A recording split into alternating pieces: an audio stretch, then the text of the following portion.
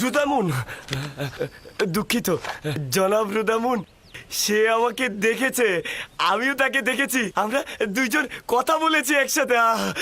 তার হাল হাকিকত ভালো? হ্যাঁ, সে ভালো আছে। আপনার পত্র আমি জনাব কিদামেনের হাতে পৌঁছে দিয়েছি। এই কয়দিনে তো সে তার মন জয় করে ফেলেছে। তারপর আমি ওখানে গিয়ে ইউজারশিপের কথা বললাম, সে ইউজারশিপকে ডাকলো, আর ইউজারশিপ আমাকে দেখে বুকে জড়িয়ে নিল। জেলখানায় গিয়ে কি তার খুব কষ্ট হচ্ছে? না না, তিনি আমাকে বলেছেন জাবিরা জেলখানা বানুর জেলখানা থেকে অনেক উত্তম। হ্যাঁ,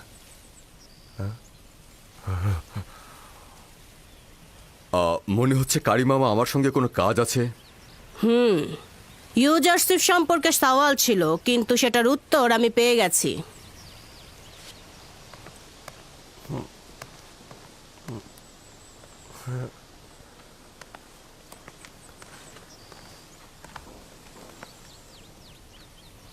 খারাপ হলো? না, চিন্তিত হয়েও না। এখনই বানু জুলেখার কাছে গিয়ে আমাদের কথা বলে দেবে। বানু জুলেখা তখন খেপে যাবে। জাভিরা জেলখানা বানু জুলেখার জেলখানা থেকে অতি উত্তম। জাবিরা জেলখানা তোর জন্য জাহান্নামে রূপান্তরিত করব আমি। আমার প্রাসাদ তোর কাছে জেলখানা মনে হচ্ছিল, তাই না? জেলখানা কাকে বলে তার নিশানা দেখাবো আমি তোকে, দেখাবোই আমি, দেখবো। লেখো, আমার প্রাসাদের অবস্থা জাবিরা জেলখানার থেকেও খারাপ। আমার প্রাসাদের অবস্থা। আরে না, এটা লিখতে বলিনি, বোকা কোথাকার। দুঃখিত আমার বানু, তাহলে কি লিখবো? লেখা শুরু কর।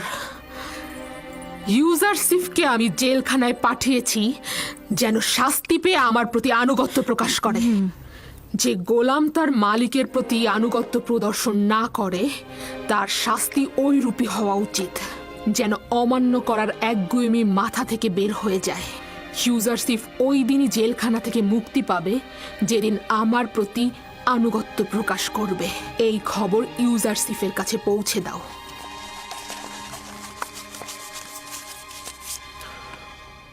আপনি চলে যান। বানু জুলেখাকে বলবেন তার আদেশ পালন করা হবে।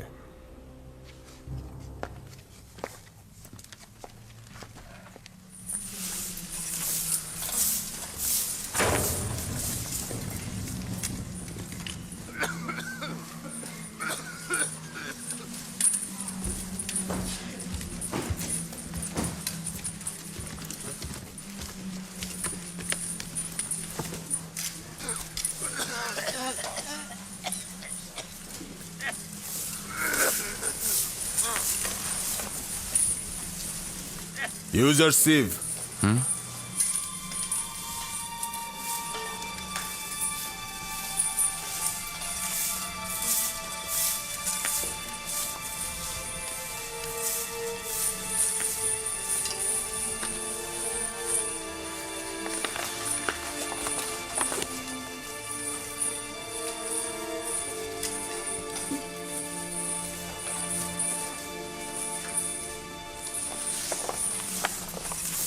সিদ্ধান্ত এখন তোমার হাতে।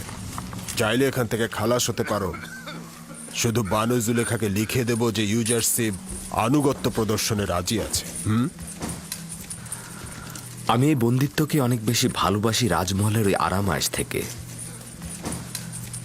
আর আমি এটাও অনুমান করছি যে আমি যদি তার আনুগত্য মেনে না নেই, তাহলে জেলখানা আমার জন্য হয়ে যেতে পারে নির্যাতন নিপীড়নের স্থান।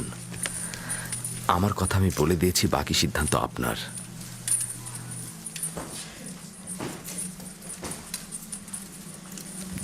যতক্ষণ পর্যন্ত না বাধ্য হচ্ছি, এই ফরমান বাস্তবায়ন করব না।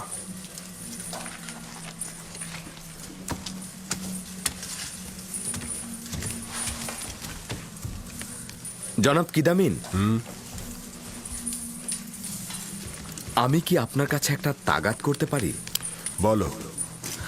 জেলখানার পরিবেশ কয়েদিদের সাহায্যে মেরামত ও পরিবর্তন করা যাবে, কিন্তু লেবাসগুলোর পরিবর্তন ও মেরামত আমাদের সামর্থ্যের বাইরে। সাহায্য করবেন? চেষ্টা করে দেখব। আপু পিস, মহামান্য বাদশার প্রধান বাবুর্চি, এইদিকে কি তুমি দেখেছো তাকে?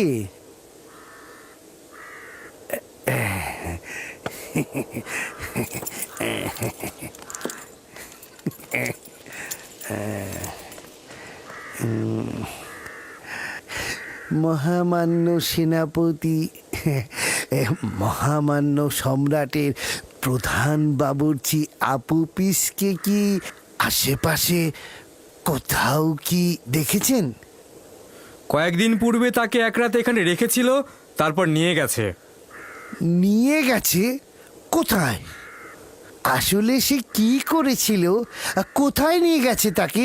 জানি না, জনাব পুতিফারের আদেশে রাতে তাদেরকে এখানে নিয়ে এসেছিল, আবার ভোরবেলা তাদেরকে নিয়ে গেছে। হ্যাঁ? তাদের? তার মানে তারা কজন ছিল? 2 জন, আপুপিস ও ইরানুস। কেন, কি দরকার তাদের সাথে? কিছুই না, তার একটা আমানত আমার কাছে ছিল, চাইছিলাম হস্তান্তর করতে। ঠিক আছে ঠিক আছে, আমি বরং তার বাড়িতেই যাই, ওখানে নিশ্চয়ই পাবো। খোদাবন তোমার মঙ্গল করুক, তোমার উপর দরুদ। হ্যাঁ, তাদের ওপর খোদাবানদের অভিশাপ বর্ষিত হোক। 2 মাস হয়ে গেল, তাদের কোনো খবর নেই। তাদের কাজ যেহেতু শেষ হয়ে গেছে, এখন কাউকেই চেনে না তারা। আর আমিও একটা বোকাকে সাথে নিয়েছিলাম, যার জন্য এই জেলখানায় এখন আমাকে পচে মরতে হচ্ছে। না জানি আমার পরিবারের সবাই এখন কি অবস্থায় আছে। কেন যে এই গাধাটাকে সঙ্গে নিয়েছিলাম। কেন তোর উস্কানি দাতাদের পরিচয় দিচ্ছিস না? ওরা তো পায়ে শিকল পরেনি, তুই কেন পায়ে শিকল পরে আছিস বোকা? আরে তুই এখন কষ্ট পাচ্ছিস, ওরা কেন শান্তিতে থাকবে?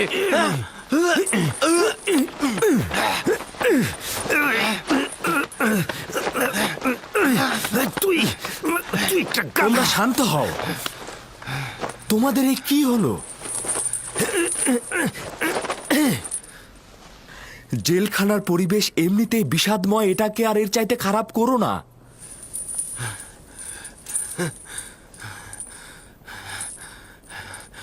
আমরা 2 বোকা যারা চাচ্ছিলাম আমেনহোতেপকে হত্যা করব।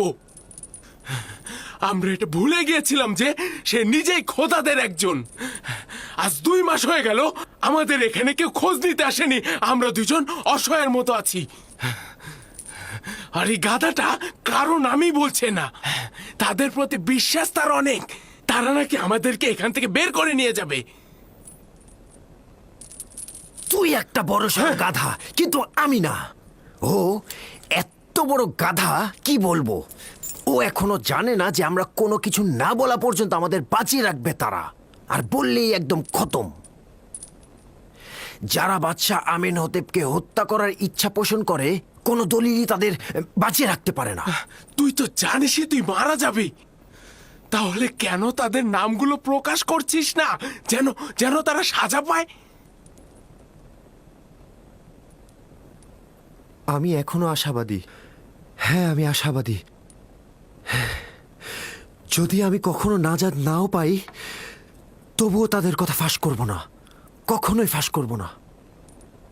যদি আমি তাদের নাম উচ্চারণ করি, তাহলে তারা আমার পরিবারের সবাইকে একদম শেষ করে ফেলবে। অনুমান করছি আপুপিসের চিন্তা একেবারে অমূলক নয়। আমার ধারণা এই ষড়যন্ত্রটি আমুনের খাদেমদের। তারা আপুপিসকে ফাঁদে ফেলেছে, তারা হিংস্র ও পাথরের হৃদয়ের ইনসান। আমার অনুমান কি ঠিক আছে?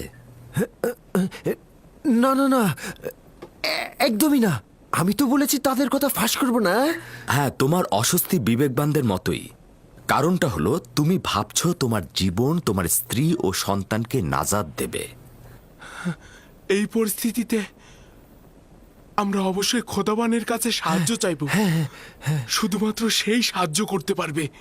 তোমাদের খোদার যদি সাহায্য করার সামর্থ্য থাকে, তবে প্রথমে সে আমুনের প্রধান খাদেম অজ্ঞামোহর ও তার দোসরদেরকে সাহায্য করবে, তোমাদেরকে নয়। তাহলে তোমার দৃষ্টিতে না আছে আমাদের আমুনের সহযোগিতা, না আছে তার খাদেমদের সহযোগিতা।